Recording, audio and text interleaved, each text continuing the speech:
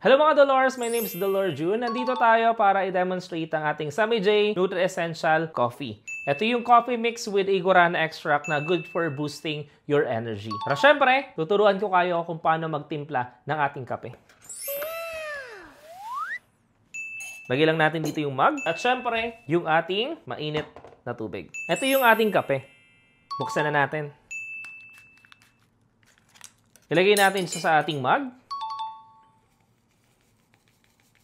Pag nalagay na natin yung kape, lagyan na natin siya ng mainit na tubig. Pero syempre, gagamitan natin siya ng JML Aqua Clear.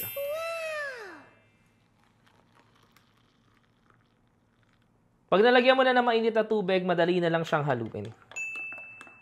Maganda dito sa ating kape, mga Dolor, is guarana extract yung ginamit sa kanya. Good for boosting your energy. Plus, meron siyang L-theanine para sa inyong brain. So, it will increase your focus. Maganda sa kape natin, zero sugar. Ang ginamit sa kanya na pampatamis is stevia leaf.